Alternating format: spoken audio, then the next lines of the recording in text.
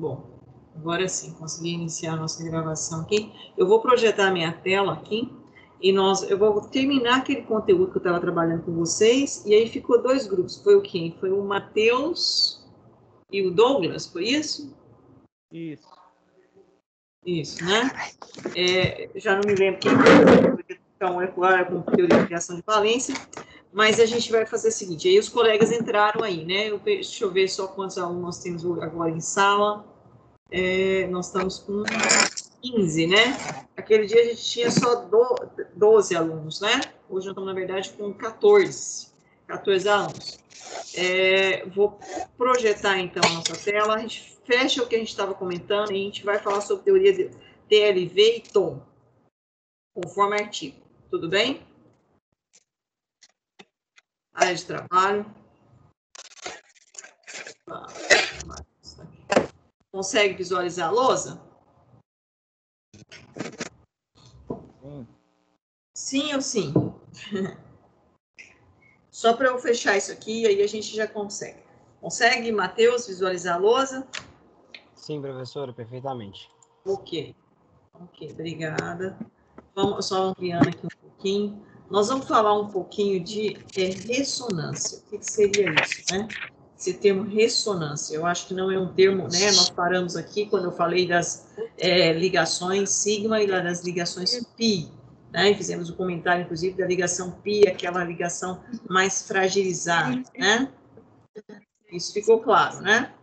Ok?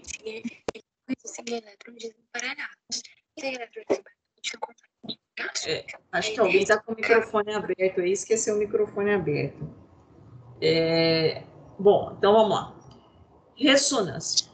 Como nós falamos da ligação pi, a ligação pi é aquela ligação que ela acontece em paralelo, né? Ela não faz aquela sobreposição, conforme imagem anteriormente aqui que a gente discutiu. Então, a ligação pi é essa ligação que ela acontece aqui, né? Aquela aproximação levando em consideração a distância núcleo, eletrosfera de um átomo em relação ao outro, que eu tenho a parte repulsiva e atrativa, núcleo, eletrosfera, repulsão, núcleo e eletrosfera de um átomo, núcleo de outro e eletrosfera do outro, simultaneamente, atração, né?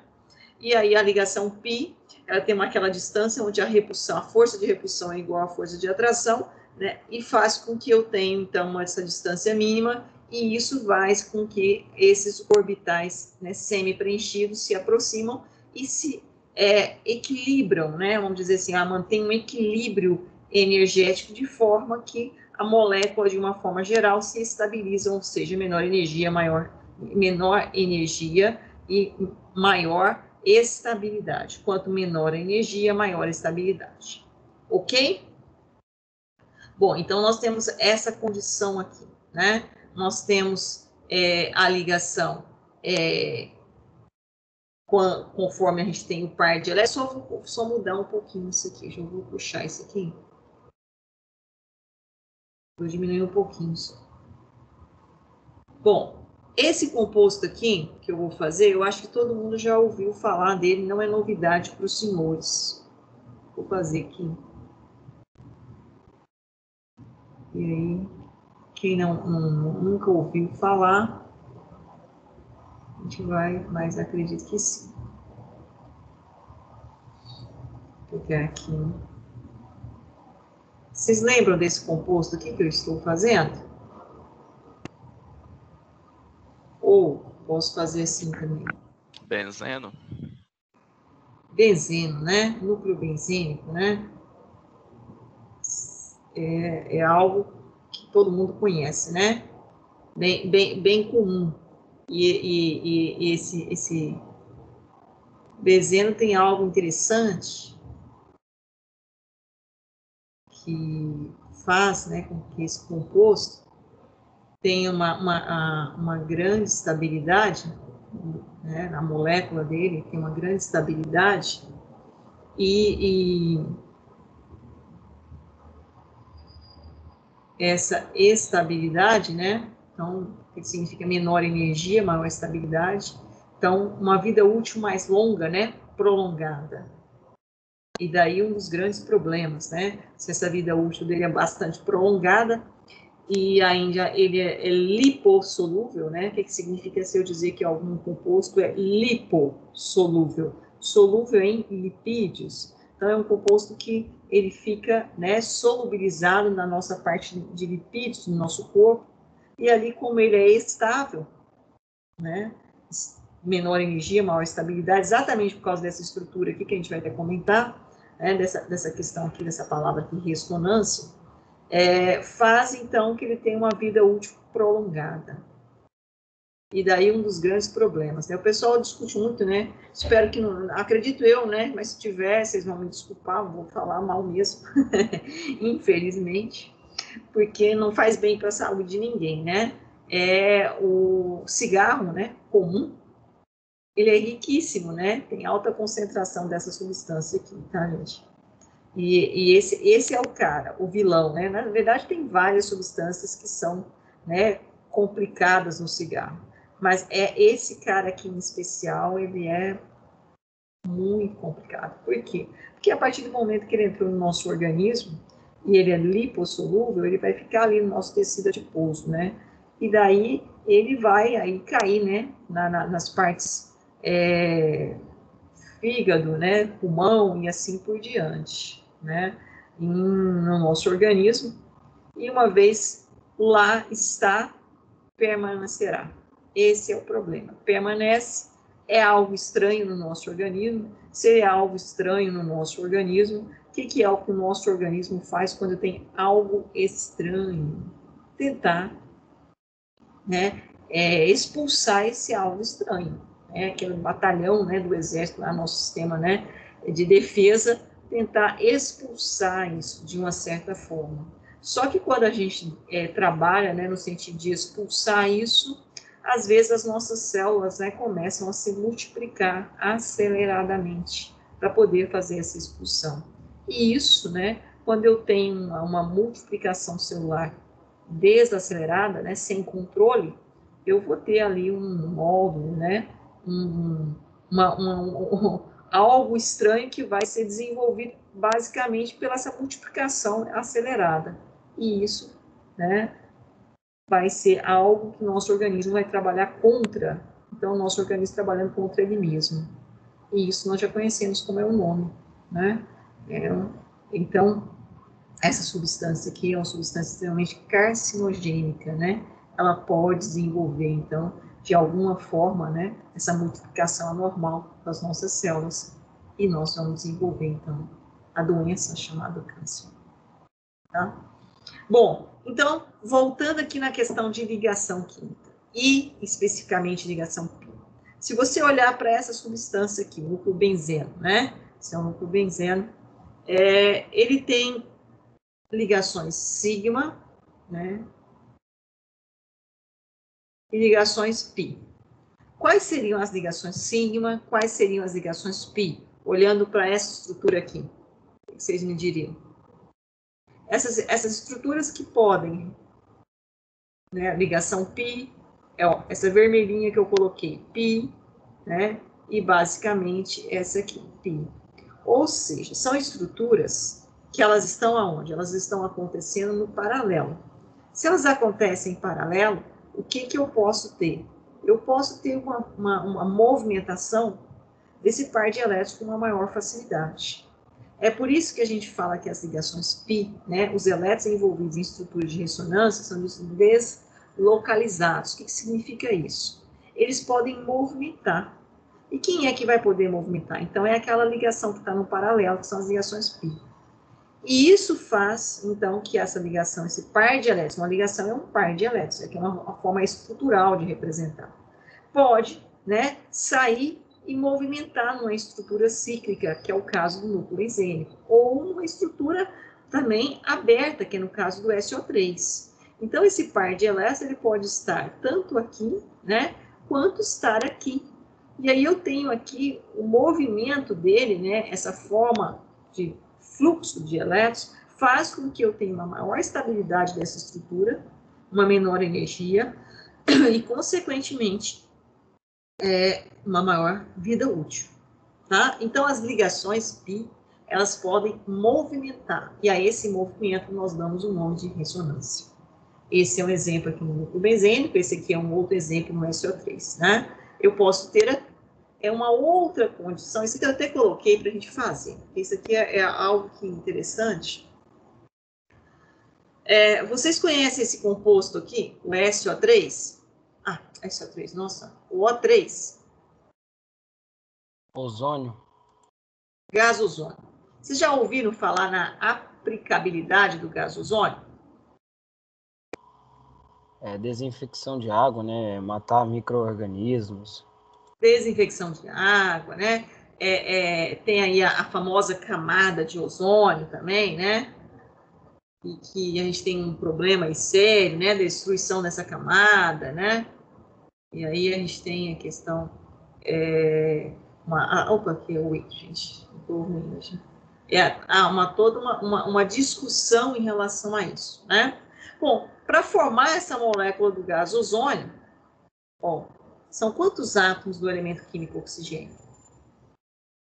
3 átomos do elemento químico oxigênio, né? Para formar essa molécula. Mas como que forma isso? Se a gente voltar um pouco lá naquele estudo que nós fizemos, né, anteriormente, de ligações, e aí vamos lá de novo, só hoje, hein? Fazer isso mais não, senão vocês vão enjoar disso aqui. Mas só para recordar, 8, né? Número atômico é 8, número de elétrons é 8 também. Então fica o quê? 2? Apertei a caneta errada. Essa caneta, quando aperta aonde não pode.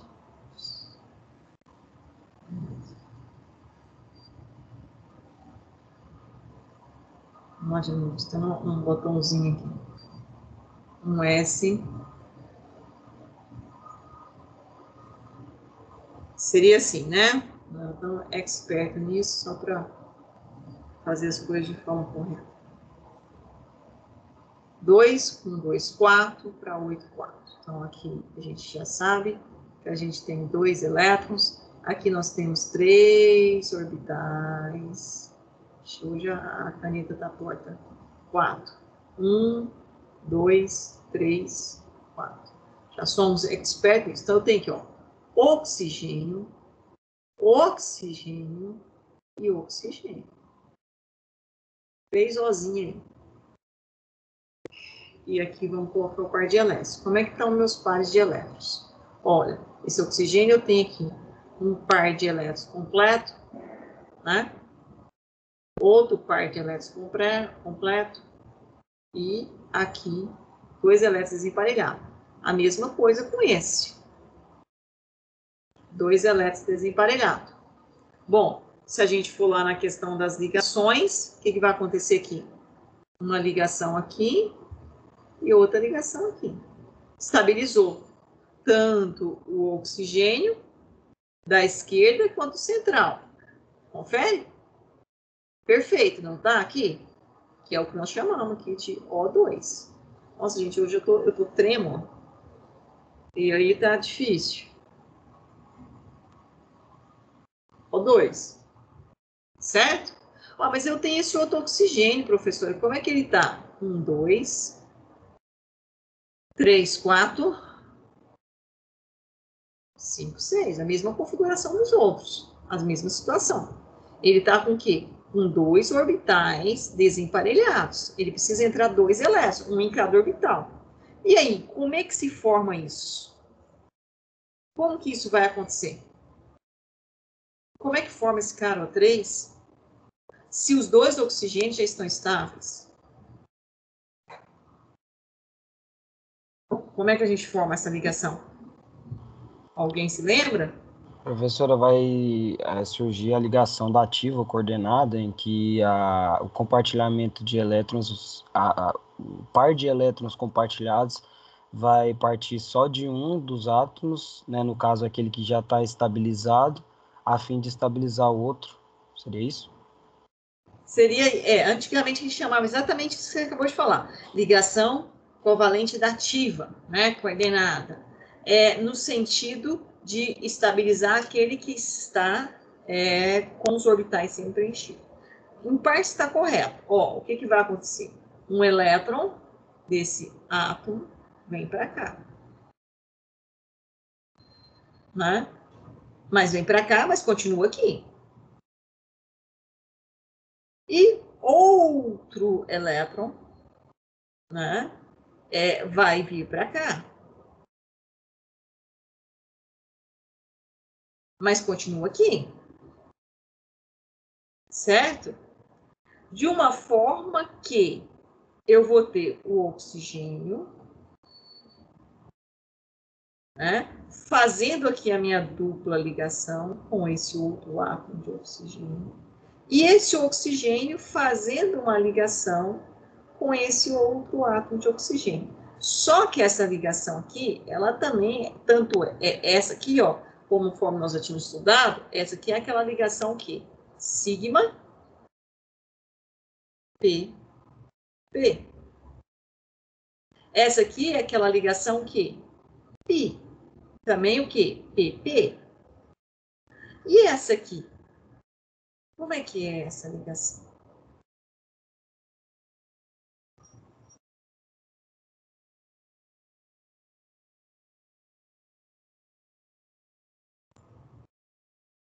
Ela também vai ser uma ligação sigma. E também vai ser uma ligação PP. Vai ocorrer entre o orbital do subnível P com o orbital do subnível P. Só que, né, essa discussão aqui, ó, aqui é um pouco mais complexo. Por quê? Porque essa ligação ela acontece entre, né, esse par de elétrons que vem estabilizar os dois orbitais que estão semi-preenchidos. Mas eles continuam atendendo também a esse átomo de oxigênio. Então, ela é uma ligação na mesma resistência que tem essa aqui, na mesma força? Não, não é. Porque esse oxigênio, né, eu vou passar um traço aqui, ó, esse oxigênio já está tranquilo. Ele está atendendo uma demanda desse átomo de oxigênio para que ele também fique numa condição satisfatória. Agora, se tiver alguma eventualidade, alguma necessidade, ele vai liberar esse oxigênio. Só que ele vai liberar esse oxigênio, ele não vai liberar ele com os elétrons dele, ele vai liberar ele soltando os elétrons desse oxigênio, mas ele vai permanecer com seus elétrons na sua condição satisfatória. Ou seja, com todos os orbitais preenchidos. Então, o que nós temos aqui é um oxigênio que está ligado, mas de uma forma frágil, muito frágil. A qualquer momento ele pode sair. Por isso que o nosso, como o Matheus falou, é utilizado no tratamento, a desinfecção de água. Por quê? Porque ele é extremamente oxidativo, ele vai reagir com a matéria orgânica. A hora que chegar na matéria orgânica, ele vai liberar esse oxigênio. E volta o gás, o oxigênio normal, e esse oxigênio é que vai entrar na reação química com a matéria orgânica. Porque é fácil romper essa ligação, apesar dela ser uma ligação também do tipo sigma, mas a origem do par dos elétrons que estão vindo para preencher aqui é diferente. Essa é a condição. Antigamente a gente fazia isso aqui, ó, igual tá aqui, né? Deixa eu fazer até de vermelho aqui. Essa setinha, sabe quando dava a ideia da seta? Dava a ideia seguinte, que esse átomo de oxigênio, ele tinha um orbital vazio, e aqui vinha 2 elétrons desse oxigênio e entrava nesse orbital vazio. Mas a situação não é essa. A situação é, eu tenho 2 orbitais semi-preenchidos e aqui está vindo 2 elétrons, sendo um para entrar nesse orbital e um para entrar nesse orbital. Essa é a condição, não esta. Então, antigamente se usava muito essa setinha para diferenciar, inclusive, a ligação. Tá vendo como é que ela era? 2 elétrons, tá certo, tá saindo 2 elétrons. Só que aqui, ó, eu não posso esquecer que isso aqui é um orbital que está semi-preenchido. Então, aqui eu tenho uma casinha.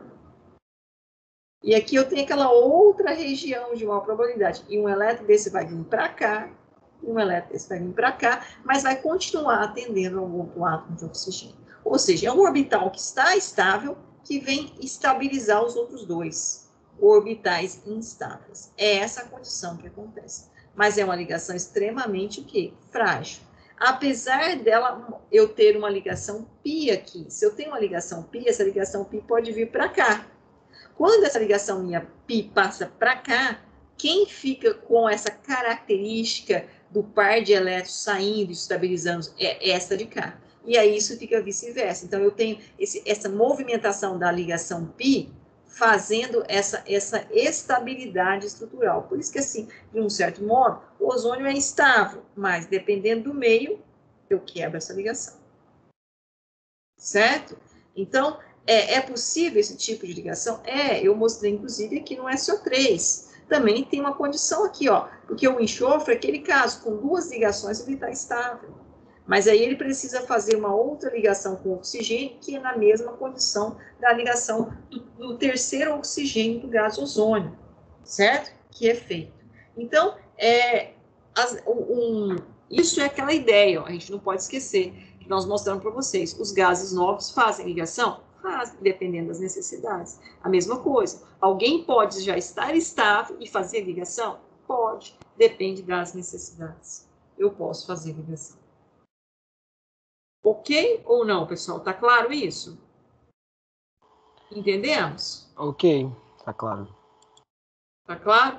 Bom, então vou voltar lá na lousa. Eu acho que, Matheus, quem que é que ficou? Deixa eu ver aqui só um minutinho, que eu já vou recordar aqui. No meio.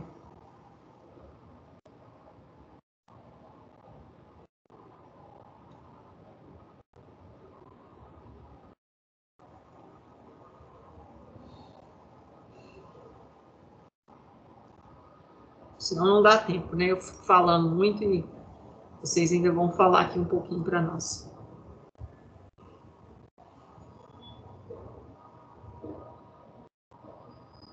Teoria do orbital molecular. Quem é que ficou responsável por ela foi o Douglas? Isso. Fui eu, sim. Isso, Douglas. Você quer projetar alguma coisa na lousa aqui? É só você projetar, porque como eu já dei permissão para vocês serem membros, eu não preciso dar permissão para você projetar, só você ir aí na sua tela e pedir para a área. Deixa eu ver aqui, se eu voltar aqui um pouquinho. Deixa eu voltar no Teams. E você projetar aqui, ó, através da opções de compartilhamento e compartilhar a sua tela com os colegas, tela inteira. Pode ser? Se você quiser projetar alguma coisa. Agora, se você quiser colocar o artigo está aqui também. Você vai usar o artigo ou vocês vão precisar que projete? Por causa desse você vai projetar alguma... o trabalho a gente pegou como base o artigo, né, umas partes do artigo e umas pesquisas na internet. Aí a gente fez um slide. Vai ser apresentado. Então você vai projetar.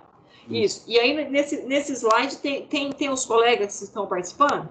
Tem sim.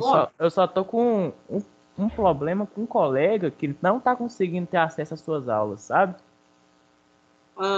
Aí o nome já dele com problema? Felipe, Ele fez todo aquele trâmite e não consegue entrar? Não consegue, parece que ele tá com problema no Google, sei lá. Ele mandou no grupo que a gente fez, que não ia dar conta de apresentar. Tá. Então aí depois no final, mas o nome dele tá lá, só que ele tá com um problema, né? Tá. Então vamos fazer o seguinte, eu só vou pedir para vocês, porque quando você projeta aqui, eu também acho que eu não vou visualizar a tela, o nome de vocês. Então quem estiver apresentando, falar, eu sou o Diego, eu sou o Bruno, certo? Só para eu saber quem está falando. Tá bom, professor. Pode ser? Pode ser. Então, sim. ó, a gente tem aí agora, deixa eu ver quantas horas, só um minutinho. 10h56, a gente tem meia hora, dá tempo de sobra para poder fazer esse trabalho. Então, eu vou pôr a tela aqui, eu vou parar de mexer agora, eu vou fechar o meu microfone para não atrapalhar vocês, só o microfone, estou ouvindo normal, só para eu não ficar... Aí, assim que vocês precisarem, vocês vão me chamar, eu estou aqui, ó, a minha câmera está aberta. E quando vocês terminarem, aí eu faço as observações para eu não ficar interferindo. Se caso vocês precisam, no meio da apresentação, vocês me chamam que eu abro o microfone novamente. Pode ser assim? Combinado? Combinado. Tá certinho. Então tá, eu vou fechar o microfone só para não dar interferência. Ok? Então, podemos começar. Aí quem vai apresentar o slide é o Igor. Coloca aí, por favor, Igor.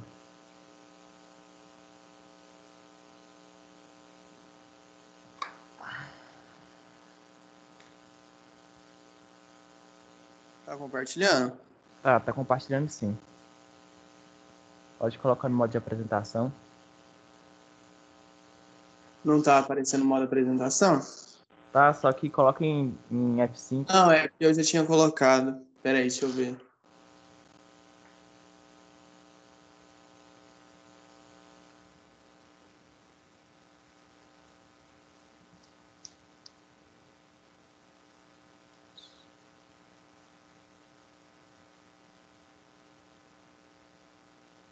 Deu certo? Agora foi. Deu certinho. Pode passar o slide. Aí, basicamente, eu fiquei com a introdução. Douglas. Aí eu vou falar um pouquinho do como é que funciona essa teoria. Vou explicar por que ela foi criada e vou dar um resumo de basicamente o que ela é. Os elétrons da camada de valência estão deslocalizados. Esses elétrons estão em orbitais chamados de orbitais moleculares, espalhados por toda a molécula. O que isso significa? Significa dizer que, do mesmo modo que os elétrons estão localizados em orbitais atômicos, nas moléculas, os orbitais estão encontrados em orbitais moleculares. Ou seja, os elétrons pertencem à molécula como um todo. Aí, essa teoria, a teoria dos orbitais moleculares, que a partir de agora eu vou chamar de TOM, ela foi introduzida por Robert Mullick em 1935. Basicamente foi um complemento de teorias, porque algumas teorias, como a estrutura de Lewis, a teoria da geometria molecular, que é a teoria de RPNV, e a hibridização, não explicava alguns aspectos das ligações, como, por exemplo, o paramagnetismo do O2. Para passar.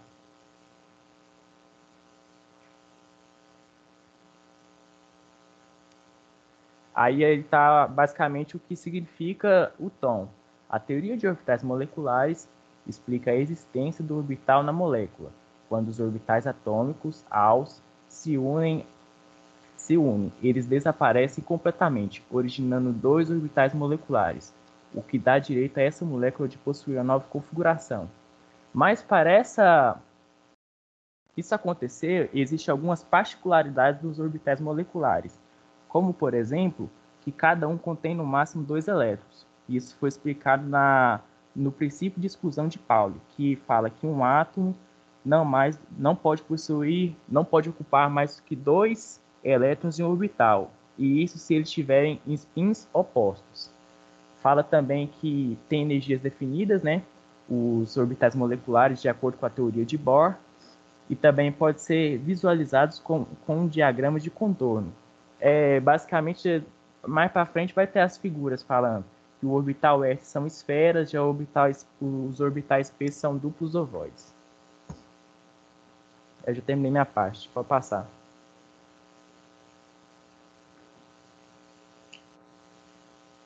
Como citado pelo Douglas, os orbitais moleculares são formados a partir da combinação linear de orbitais atômicos. O número de orbitais moleculares formados será sempre igual ao número de orbitais atômicos envolvidos na sua ligação. Por exemplo, se chamarmos o núcleo de uma molécula de AB, seus orbitais atômicos serão psi-A e psi-B. Quando duas ondas se sobrepõem construtivamente, temos a formação de orbital molecular ligante, e quando as ondas se interagem destrutivamente, ocorre a formação de um orbital molecular antiligante. Existem ainda orbitais moleculares que possuem a mesma energia dos orbitais atômicos que os formam, denominados orbitais não ligantes. Wanderson. Essa parte aí ficou para me explicar também, que basicamente essa figura que está embaixo, ela é a do hidrogênio. E a fórmula em cima, eu vou explicar ela porque ela é meio complexa, que fala que os escritos que são A e B, ele representa 2 átomos de hidrogênio. Já o que está escrito 1S é o respectivo orbital, e os coeficientes C1 e C2 devem ser determinados de modo a minimizar a energia, ou seja, permitir a melhor combinação entre os orbitais atômicos. Pode passar.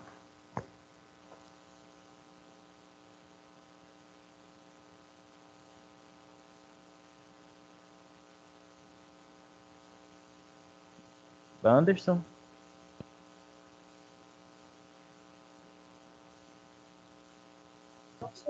Oi, alguém está conseguindo me escutar? Sim.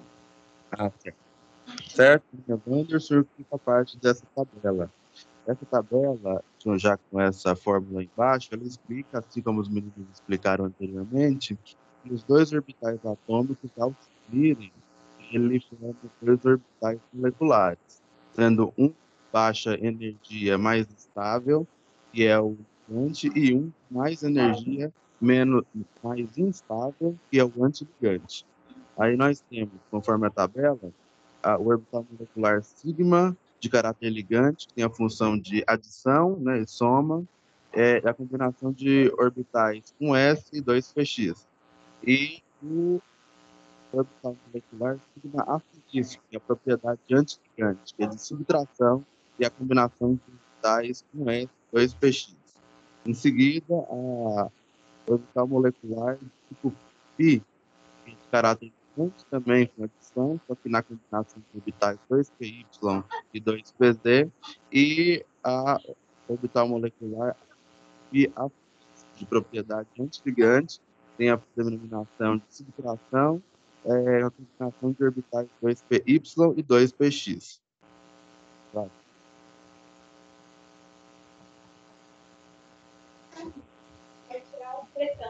Essas imagens, eu sou o Thiago, vou apresentar as imagens. Essas imagens, elas mostram o compartilhamento ali de elétrons dos orbitais, que mostram de sobreposição, sendo ali primeiro o antiligante, né, que não há a ligação, e o de baixo, ligante.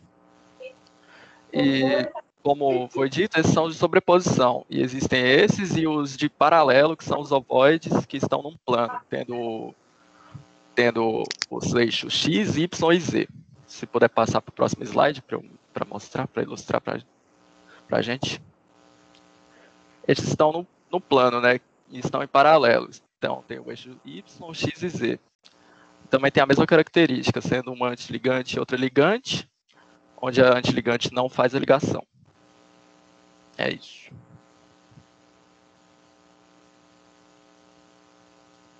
Pode passar isso também. Isso agora é o Jefferson. Bom dia, meu nome é Jefferson. E as variáveis, né, como o Thiago estava falando, as variáveis x, y e z, elas são representações do elétron, que indicam os pontos específicos de onde o elétron se encontra no plano cartesiano. E a variável S1 e S2, elas correspondem às coordenadas que apresentam no spin, né, Vou passar para você.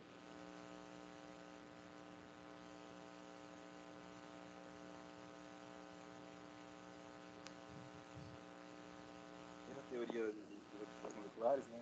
Ela é uma das teorias que mais consegue nos demonstrar e detalhar. Jefferson, vê se você consegue aumentar um pouquinho seu microfone, por favor. Melhorou um pouco agora?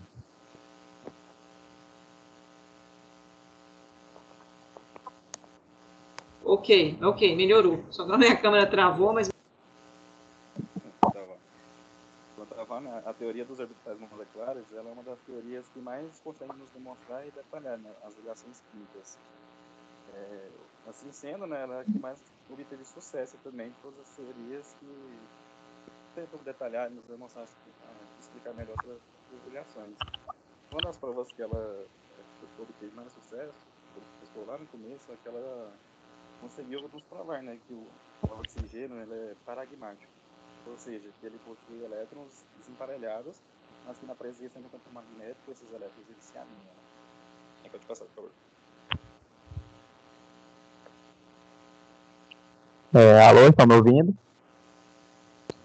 Sim, estou ouvindo. Só tive um probleminha aqui com a minha câmera, mas eu estou ouvindo. O microfone está normal. Não, ok. Vou explicar então como que constrói um orbital molecular.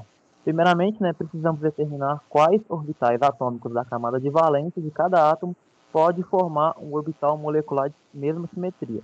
Precisamos também fazer a combinação do orbital atômico para gerar os orbitais moleculares sigma e π, distribuir os orbitais moleculares em ordem crescente de energia e adicionar um número total de elétrons. Eu vou explicar isso melhor com um exemplo. Eu vou pedir que o Igor pule 2 slides, por gentileza. O próximo.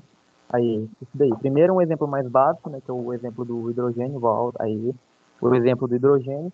O hidrogênio, né, ele tem um orbital atômico com um elétron disposto entre cada orbital. De acordo com a regra, né, a cada 2 orbitais atômicos, temos que ter 2 orbitais moleculares. Então, como é uma ligação simples, temos apenas o sigma, só que com o orbital molecular geramos um sigma ligante e um sigma antiligante. O sigma ligante é onde tem a maior probabilidade dos elétrons se encontrarem e é onde está a probabilidade da ligação ocorrer, enquanto no antiligante não. Pois no sigma ligante é onde a energia da ligação é menor, ou seja, tem mais estabilidade. Ou seja, como geramos os orbitais moleculares, né, de acordo com os orbitais atômicos, fazemos a distribuição dos 2 elétrons. Distribuindo os 2 elétrons, um de cada hidrogênio, que temos a molécula do H2, né, hidrogênio 2, fazendo essa distribuição, os 2 elétrons são distribuídos no sigma ligante, ou seja, isso significa que a ligação ocorreu e que a molécula está estável. Eu vou pedir que o Igor volte um slide, que eu vou explicar um exemplo mais complexo, por favor. Isso. Aí, nesse slide, podemos utilizar o exemplo da molécula N2, que é a molécula do hidrogênio 2. Nele, primeiramente, temos 2 representações, né? O orbital menor é o orbital do subnível S, né? Onde temos 2 orbitais também, como temos 2 orbitais do subnível S, temos 2 orbitais moleculares, distribuindo os elétrons. Temos 2 elétrons em cada orbital também, distribuindo esses elétrons, a gente acaba completando esse subnível S. Após isso, temos o subnível P. No subnível P do hidrogênio, temos 3 orbitais atômicos em cada nitrogênio, ou seja, 6 orbitais atômicos, e isso gera 6 orbitais moleculares. Da mesma forma que o outro, temos o ligante e o antiligante. Só que como se torna uma ligação tripla, temos o sigma e o π. Então, temos π ligante e π antiligante também. Da mesma forma, fazendo a distribuição dos elétrons para a parte de menos energética até a parte mais energética. Fazendo assim a distribuição, acaba tendo na parte do π ligante 2p ali, onde está laranja, nós temos 2 elétrons em cada orbital. E na parte do π, do sigma ligante, perdão, temos distribuição de 2 elétrons também. Ou seja, todos os elétrons, né, são 6 elétrons, 3 de cada nitrogênio, que fazem a ligação covalente, né, foram distribuídos também nos orbitais ligantes. Ou seja, isso comprova que a ligação ocorreu e que o átomo está estável. Agora, existe uma outra forma de comprovar que isso realmente ocorreu, que a colega Isabelle vai explicar agora para a gente, que é a ordem de ligação.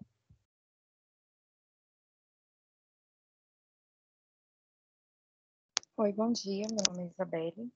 Eu vou estar explicando sobre a ordem de ligação. A ordem de ligação seria a metade do número de elétrons ligante menos o número de elétrons antiligante. Aqui, como temos um slide, mostra que onde a metade de B menos A, onde B é o número de elétrons presente na órbita molecular ligante e A é o número de elétrons presente na órbita molecular antiligante. Quanto maior for a ordem de ligação, mais estável a molécula ou íon será. Pode passar o slide. Obrigada. Com relação à estabilidade, quando a ordem de ligação for igual a 0, implicará que existe um número igual de elétrons na órbita molecular ligante e antiligante, e quando a ordem de ligação for maior que 0, implicará que haverá mais elétrons em órbitas moleculares ligantes. Quanto maior for a ordem de ligação, mais curta e mais forte vai ser a ligação química. É isso. Agora a Elba vai estar continuando. Bom dia a todos. Eu sou a Elba. A teoria do orbital molecular é largamente usada qualitativamente para racionalizar a reação química, seja na química orgânica, inorgânica, bioquímica. E também, atualmente, existem cálculos precisos que são possíveis de serem feitos devido ao grande desenvolvimento de computadores e metodologias dos cálculos teóricos. A grande vantagem da teoria do orbital molecular é que nenhum conhecimento prévio da molécula é necessário.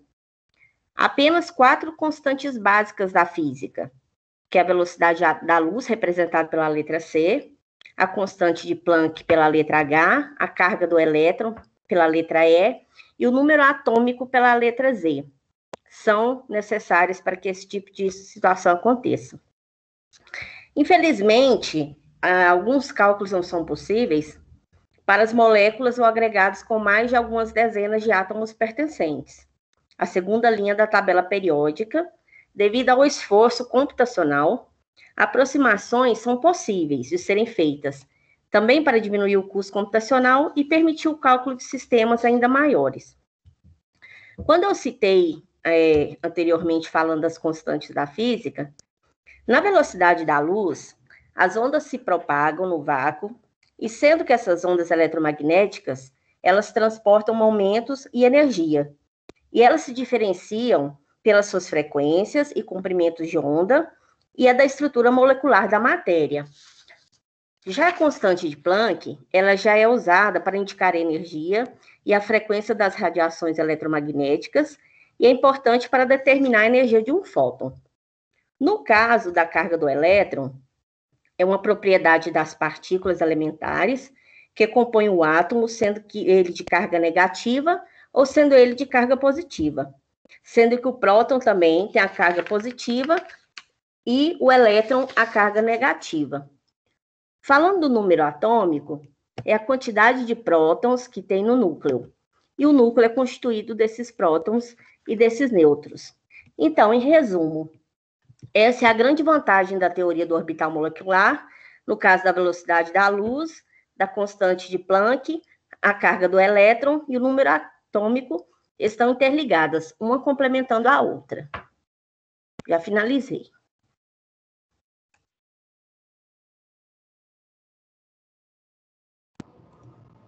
Tem mais colegas para falar? Não, professora, Não, só né? isso. Tá ok. Vamos fazer o seguinte, deixa o slide de vocês aí, por enquanto. Vamos chamar o pessoal da TLV, que é o pessoal do Matheus, e aí depois, se eu pedir para vocês projetarem, vocês projetam novamente, que aí eu faço o fechamento dos 2 temas. Pode ser? Pode ser, sim. Então, ok. Então, ficou aí. Agora, vamos chamar o Matheus aí para eles fazerem a apresentação, e aí depois a gente faz o fechamento, tá ok? Vou novamente fechar meu microfone aqui para o Matheus projetar, e aí não esquecem como o grupo fez, né? Falou o nome, cada um falou o seu nome para eu saber quem está apresentando. E obrigada pelos colegas aí que apresentaram do grupo aí do Douglas, tá ok? E a gente vai fazer as observações daqui a pouco. Então, vou fechar. Bom dia, professora. Bom dia a todos. Me ouvem bem? Sim. Ok, Matheus. Sim, estamos ouvindo. A apresentação está aparecendo de forma visível para vocês, tá legal? Ok. Sim. Professor, Sim, de início eu queria dizer que a gente optou por pegar um material acadêmico realizado pela instituição FMG, né, que é a Universidade Federal de Minas Gerais, a fim até de ter um trabalho que fosse realmente feito por pessoas que conhecem, afinal isso foi feito pela parte, pela área de Química, né, da Departamento de Química da UFMG, e que trouxesse um material que pudesse ficar claro, né, a todos, né, uma explicação que fosse mais visível, né, que ficasse mais claro a todos. Bom, o meu grupo, eu já vou deixar de início os nomes, ele é composto pela Rafaela Moreira, Bruno Antônio da Silva Melo, Tiffany Mirelli Pereira, Diego de Souza Ramos, Luiz Felipe Gomes Xavier de Andrade e eu, Matheus Santiago Araújo. Nós ficamos com o tema de teoria de ligação de valência, né, também chamado de TLV, e nós vamos falar sobre um assunto que ele pressupõe estudos que foram feitos antes, dos quais a gente tem passado dias e dias nas nossas aulas aqui, né? E esses temas envolvem os estudos de Walter Fritz, John e Linus Pauling. Linus Pauling, que é inclusive o diagrama da qual a gente faz a distribuição dos elétrons dentro das camadas e dos orbitais respectivos.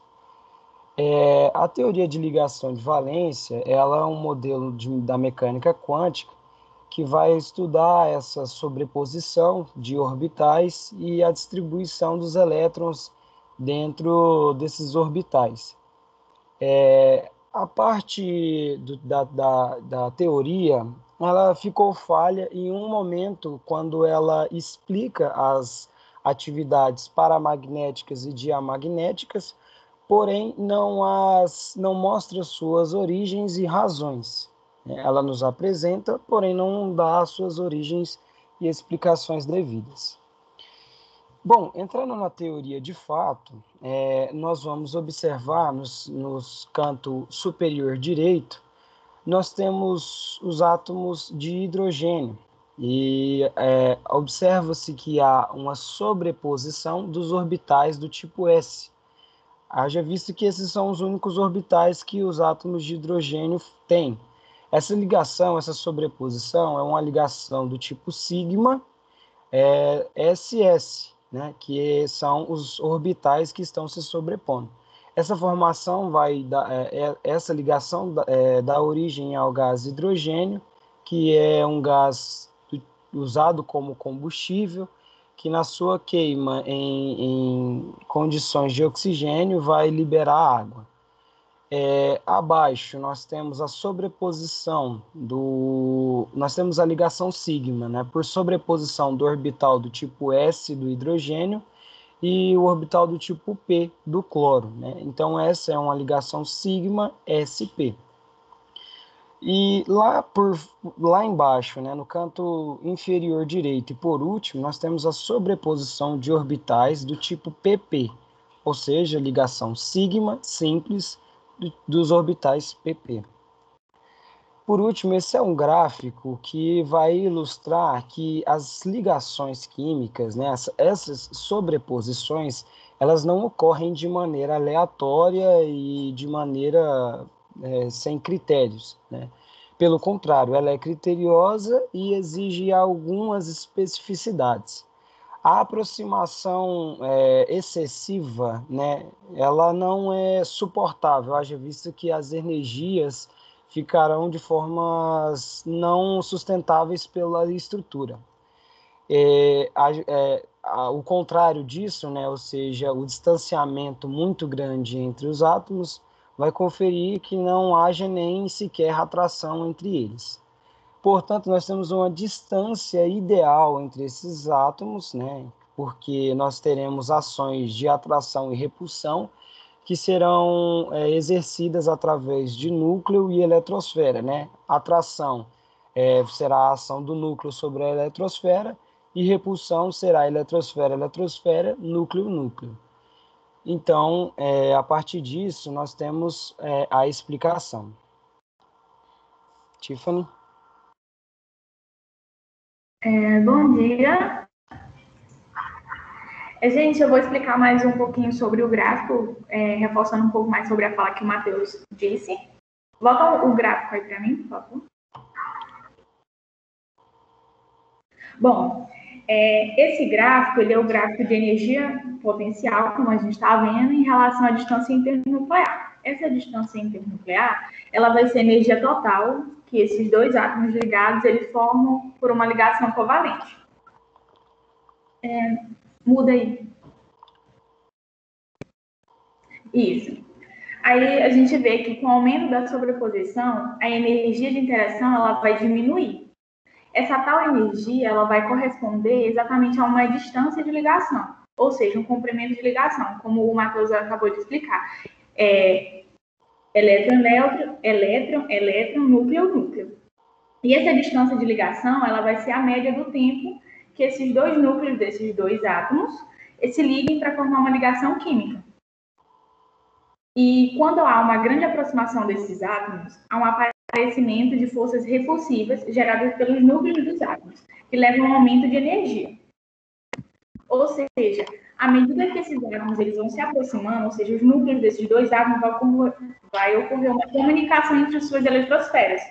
O que virá a ocorrer é que um elétron desse átomo será atraído pelo núcleo do outro.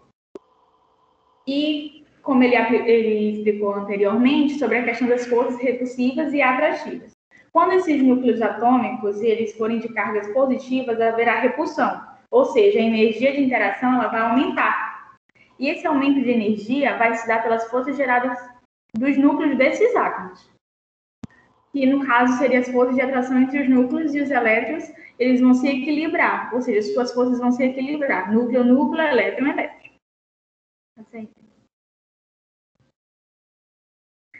Bom, a TLV, como estudada até agora, ela não explicou as ligações verificadas entre moléculas multicêntricas. O que, mais ou menos, seriam essas moléculas multicêntricas? Elas vão corresponder à ocupação de vários orbitais moleculares. Todo mundo sabe que orbitais são as regiões da eletrosfera onde há uma probabilidade máxima da gente encontrar elétron. E esses graus de orbitais moleculares eles vão variar de ligação ou não ligação. Essa não ligação ela é bem difícil de acontecer. Por quê? Porque os átomos eles estão sempre tentando alcançar um nível mais estável, ou seja, de menor energia possível.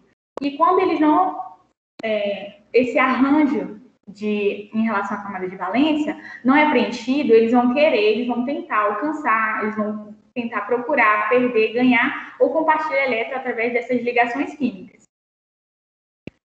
E entrando um pouco mais no assunto de hibridização dos orbitais, que o Bruno vai falar daqui a pouco, vou dar só mais ou menos um conceito sobre o que seriam esses orbitais atômicos. No caso, os orbitais atômicos, eles podem se misturar ou se hibridizar. Ou seja, o que acontece quando acontece essa mistura desses orbitais? É que um determinado átomo de um determinado elemento, ele vai permitir que realize realize um maior número de ligações covalentes. Ou seja, o que seriam essas ligações covalentes? Seria um compartilhamento de um ou mais pares de elétrons entre esses átomos, o que vai permitir que esses orbitais gerem o maior número possível de ligações químicas, fazendo com que esses orbitais tenham uma energia intermediária entre seus níveis, ou seja, cada nível vai ter uma energia determinada. Pronto. Obrigada. Bom dia. Tá dando para me escutar? Certo. Eu sou o Bruno e vou falar sobre os orbitais híbridos.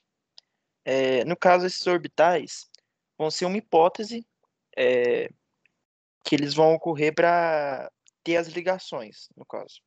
Eles podem ser gerados a partir da combinação de dois ou mais orbitais atômicos que não são iguais. Um orbital P e um orbital S. Eles não podem ser um SS, por exemplo. Certo? O número de orbitais híbridos é igual ao número que é por ele gerado. Então, se for um 2S e um 2P, vão ser dois orbitais, no caso. Com os demais orbitais, eles podem alocar dois elétrons de spin opostos. No caso, para completar os orbitais, tem que ser um orbital começando ou para cima ou para baixo e indo completando para atingir o equilíbrio, né? Atingir a molécula estável. E os elétrons ligantes vão continuar como pares isolados, mesmo após a hibridização. Para exemplificar isso, pode passar, Matheus. Para exemplificar isso, eles deram um exemplo do BF2, no caso, que vai ligar um subnível 2S com um subnível 2P. Vai ser, eles chamam de promoção dos elétrons, né? Vai juntar a camada S com a camada P. Aqui eles falam que não existem elétrons emparelhados para formar as ligações. Assim, esses orbitais não são apropriados para descrever essa molécula. Porque esse orbital como esse orbital sp, ele vai ser hipotético. Então, você não vai poder descrever a molécula por ele. Quando vai fazer esse orbital sp, a molécula vai ficar em 180 graus, por causa da ligação. Porque vai ser um F de cada lado e o berílio no meio. Então, agora eu acho que a parte da Rafaela vai falar mais um pouco sobre a angulação e como funcionam essas ligações. Bom dia. Para complementar o que a Tiffany falou, né, os orbitais atômicos eles podem se misturar ou se hibridizar para adotar uma geometria que seja adequada para a ligação. Aí, no caso, exemplificando também o que o Bruno tinha falado, no caso do berílio, né, ele tem a configuração 1s2, 2s2. Então, não existem elétrons desemparelhados para poder fazer ligações, né? Aí, no caso, o orbital 2s e um orbital 2p no berílio se misturam, formando um orbital híbrido, né? Que vai ser o orbital híbrido sp. Por favor.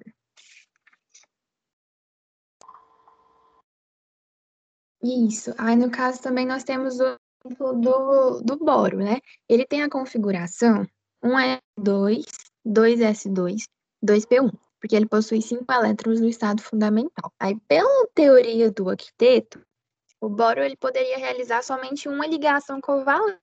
Ele só possui um orbital incompleto, né? Que no caso é o 2p1. Só que nesse caso a gente tem uma exceção, porque o boro ele vai realizar 3 ligações covalentes com o flúor, compartilhando 3 elétrons e ficando com 6 na camada de valência. Por que isso ocorre? Ocorre porque um elétron do subnível 2s absorve energia e passa, né, para o estado, e aí ele vai saltar para um orbital vazio que tem no 2p. Isso vai fazer com que fique 3 orbitais incompletos, porque era o 2p1 que já estava incompleto, o 2s2 vai ficar só 1 e vai ter mais um no subnível p, certo? Aí, assim, formando 3 orbitais incompletos, ele pode agora realizar 3 ligações covalentes. Uma dessas ligações vai ser feita para o orbital S e outras 2, né, para o orbital P. E para a hibridização, os orbitais completos fundem-se, originando 3 orbitais híbridos. Esses orbitais híbridos vão ser idênticos e vão ser diferentes dos originais.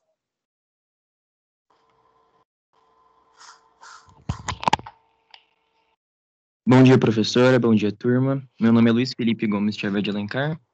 E dando continuidade à fala da Rafaela, podemos ver nessa imagem que a maioria das moléculas com sua forma geométrica trigonal plana possuem orbitais híbridos sp2.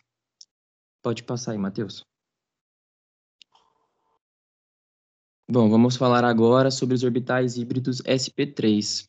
Como vocês podem ver no exemplo do metano, né, que é a configuração eletrônica do carbono, é 1s2, 2s2, 2p2. O carbono não possui orbitais apropriados para fazer as devidas ligações, porque ele só tem 2 elétrons desemparelhados no orbital p e 2 elétrons emparelhados no orbital s.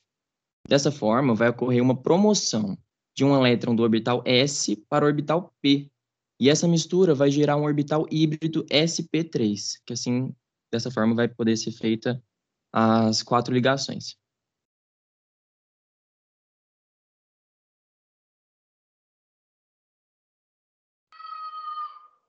Bom dia, é o Diego falando. Tá me ouvindo?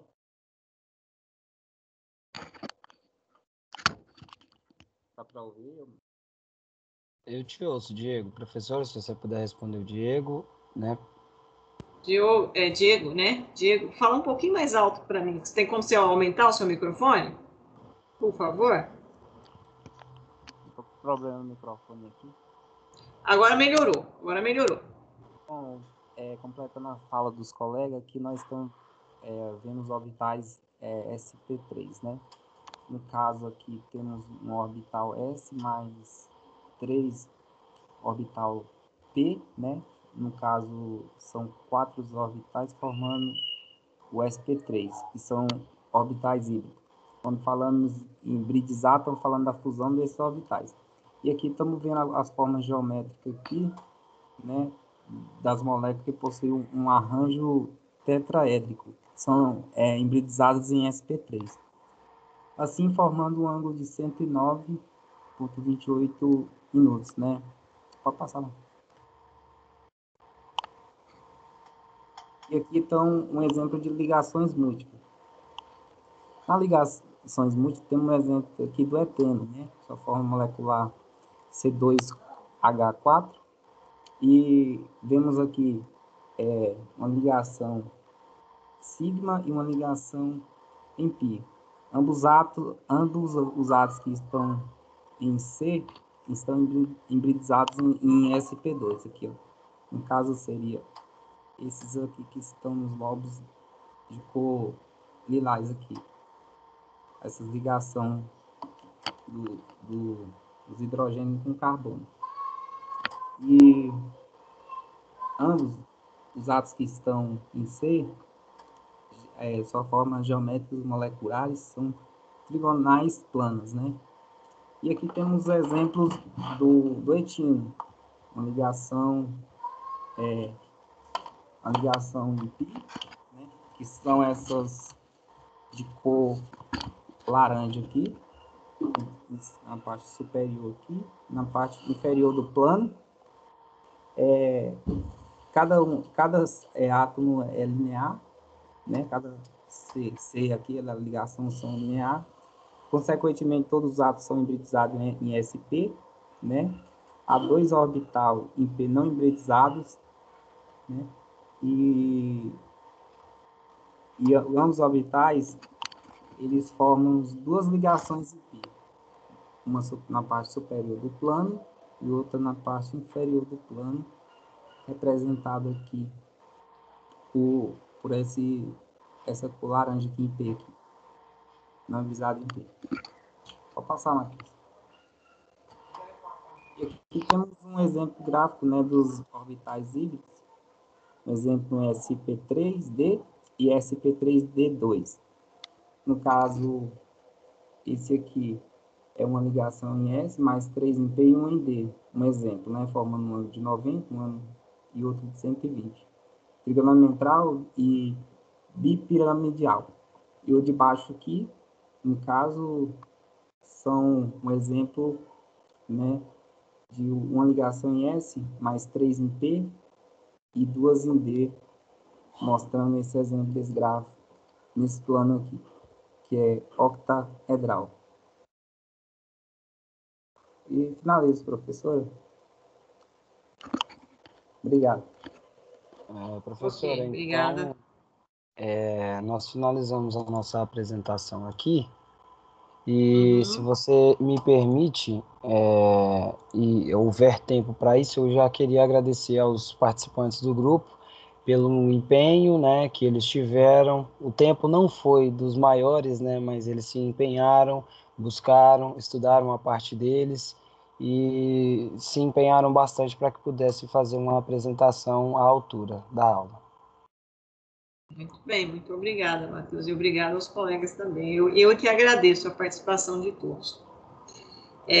Vamos retomar aqui, o tempo está um pouco curto, restrito, mas eu acredito. Só uma pergunta: todos aqui participaram da apresentação? Não, tem alunos que não participaram.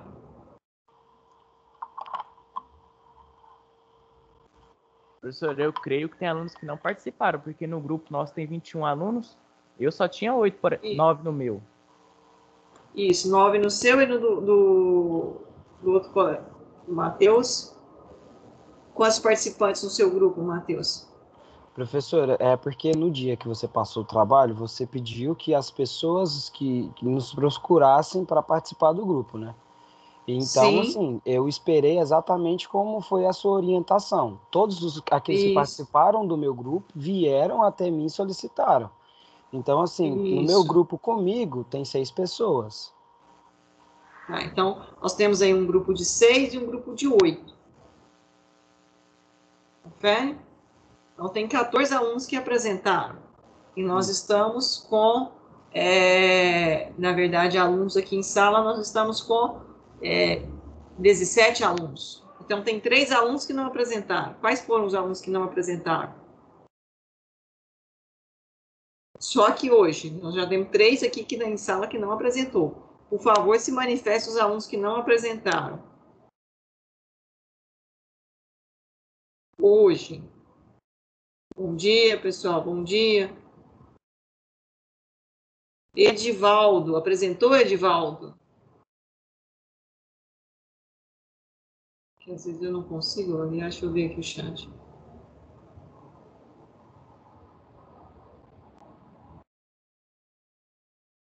Apresentou, Edivaldo?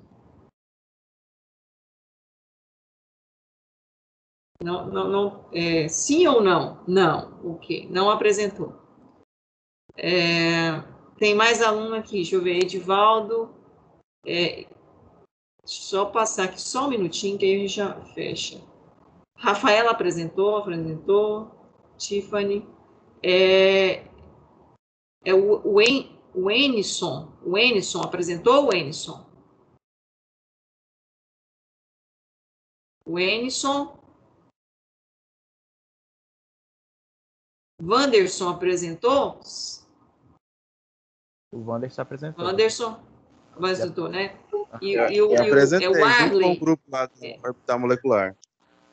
Isso, é porque tá o nome lá, né? Eu não guardei todos, mas é como tá a gravação, eu confiro depois na gravação. O Arley, apresentou, o Arley? Apresentei, eu que apresentei a construção do orbital molecular. Isso, então tá certo. Quem é que não apresentou, gente? Porque eu não vou aqui olhando, eu pensei que eu ia olhar aqui e tinha guardado o nome de todo mundo que apresentou, mas não vou. Eu vou olhar a gravação depois para eu poder tirar a pontuação de vocês, né? Porque tá gravado.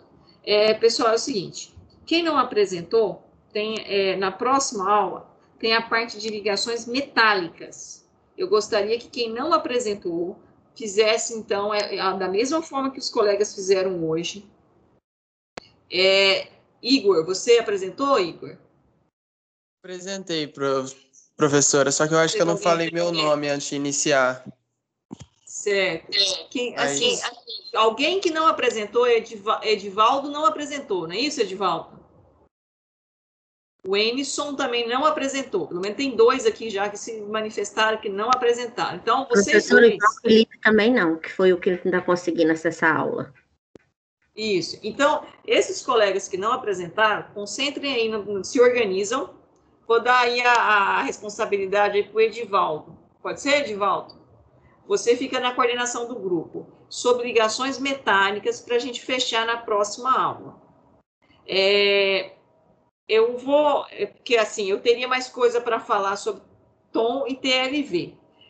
Na verdade, assim, a apresentação foi bem completa, eu agradeço todos os 2 grupos. Mas a gente vai fechar ligações metálicas, então, na próxima aula, e eu não vou interferir, né, vir com ressonância, igual hoje eu acabei querendo terminar um pouco, e daí a gente volta. Eu sei que é bom fechar no dia, mas não vai dar tempo, então, porque tem a parte de ligações metálicas também. Mas os que apresentaram aí, que ficou com o material, o Matheus e o Douglas, continua com esse material, na próxima aula eu vou precisar que vocês tragam esse material de volta. Pode ser assim? Podemos combinar dessa forma? Que a gente vai retomar, que eu preciso retomar as 2 coisas junto com ligações metálicas. Então, primeiro vai apresentar ligações metálicas, e daí sim eu pego os slides de vocês com o material de ligações metálicas, e aí a gente faz o fechamento. Pode ser? Pode sim. Pode sim. Tá? Então, porque agora nós já estamos passando aí do horário. Então, eu vou baixar aqui, então ficou para a próxima aula, né? Baixar a lista de presença agora, e para a próxima aula, pessoal, sobre a coordenação do Edivaldo, ligações metálicas, ok? Essa é uma avaliação que vai pontuar nota, então por isso que eu quero que todos apresentem, que cada um, né, vai ter a sua nota em relação à sua apresentação, ok, pessoal? Tudo bem? Combinado? Agradecer aos colegas que apresentaram hoje, tanto os colegas do TOM, né, da teoria do orbital molecular, quanto da TLV, e a próxima aula, então, a gente faz esse fechamento após a apresentação de ligações metálicas, ok? Alguma dúvida? Nenhuma, professora. Até semana que vem. Ok. Certo, professora. Então, até a semana que vem. Muito obrigada, Matheus. Muito obrigada, Douglas. Em nome de vocês, agradeço todos os outros colegas, ok? Então, até mais e até semana que vem. Vou parar a nossa gravação.